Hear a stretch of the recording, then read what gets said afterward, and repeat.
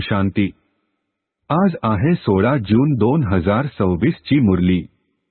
महावाक्य आहे, गोड मुलांनो, तुम्ही आता खरेखरे राजयोगी आहात।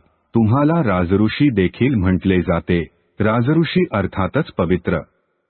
प्रश्न आहे, तुम्ही मुले मनुष्यांना माया रूपी रावणाच्या दलदलीतून केव्हा बाहेर काढू शकाल? उत्तर आहे, जेव्हा तुम्ही स्वतः त्या दलदलीतून बाहेर पडलेले असाल। दलदलीतून बाहेर पडलेल्यांचे लक्षण आहे इच्छा मात्र अविद्या। एका बाबाशिवाय दुसरे काहीच आठवू नये। चांगले कपडे घालावे, चांगले पदार्थ खावे। हा मोह नसावा। तुम्ही पूर्णतः वनवासामध्ये आहात। या शरीराला देखील विसरलेले आहात। माझे काहीच नाही, मी आत्मा आहे।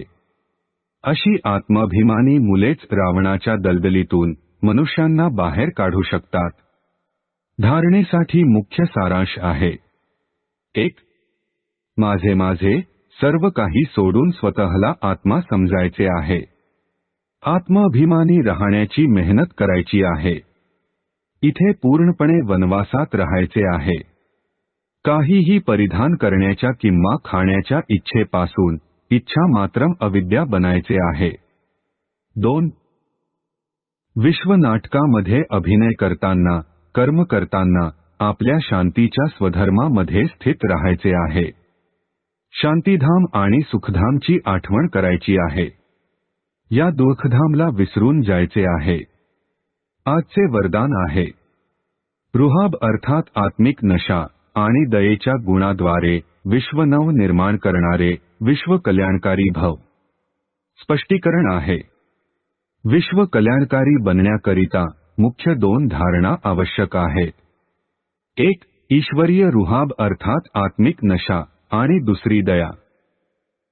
जर आत्मिक नशा आणि दया दोन्ही एकत्र आणि सारख्या प्रमाणात असतील तर आत्मीयतेची स्थिती बनते। तर जेव्हा पण कोणते कर्तव्य करता अथवा मुखाने शब्द वर्णन करता तर चेक करा की दया आणि रुहाब अर्थात आत्मिक नशा दोन्ही समान रूपामध्ये आहे। शक्तींच्या चित्रामध्ये या दोन्ही गुणांची समानता दाखवतात। याच्याच आधारावर विश्वनव निर्माण करण्यामध्ये निमित्त बनू शकता।